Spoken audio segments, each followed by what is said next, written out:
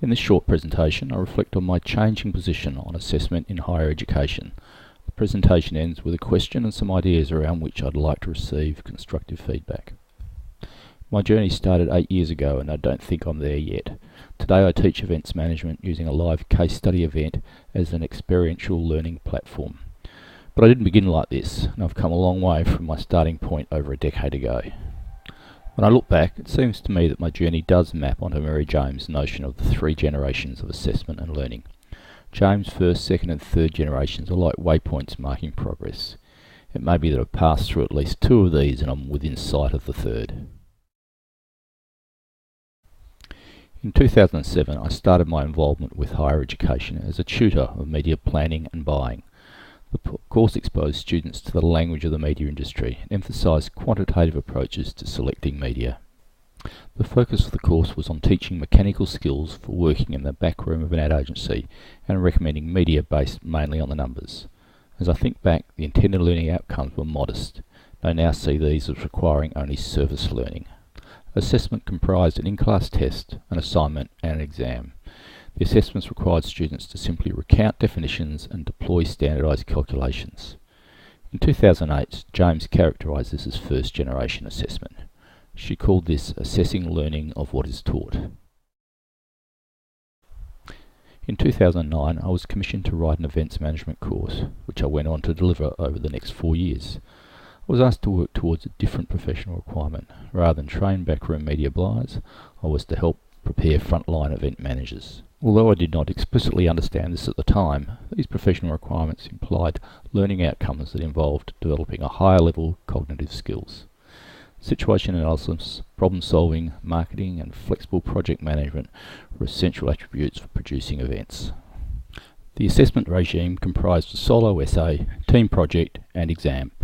Tasks did not require that students cite scholarship or research. Their challenge was to draw on their experience, understanding and intuition and to fit this into an events management framework. Perhaps an example of James' second generation assessment, whereby the focus is on individual sense making. In 2014 I joined UND to help produce a live case study event.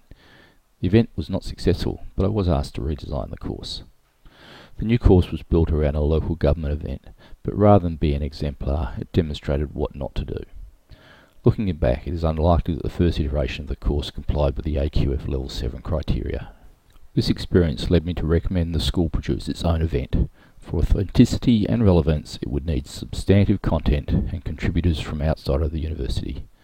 I had misgivings. I was sceptical that students could fulfil mission-critical roles. I knew that production could not be contained to one semester, and I realised the consequence of failure was dire, both for student learning and public relations. The adopted approach was to limit students' involvement to critique, review, working at the event and suggesting a sequel event. Assessment comprised weekly group tasks shadowing the project and a final solo portfolio. Marks were also allocated to students based on their contribution to patronage and at-event tasks. Some observance of the Higher Education Standards Framework guidelines to align learning outcomes with assessments was achieved.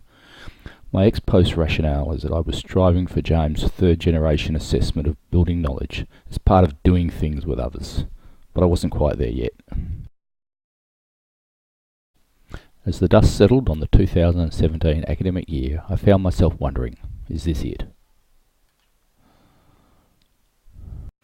Students' reviews had been favourable, even enthusiastic, but with one common criticism, a call for greater direct involvement in producing the event.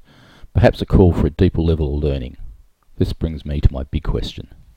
Do I have the balance right? Should the event be simplified and its profile reduced? Should risks and consequences of failure be accepted in pursuit of deeper learning? Should teaching theory be secondary to providing experiences? Should assessment be based on the outcomes of the event project? I'd welcome your feedback.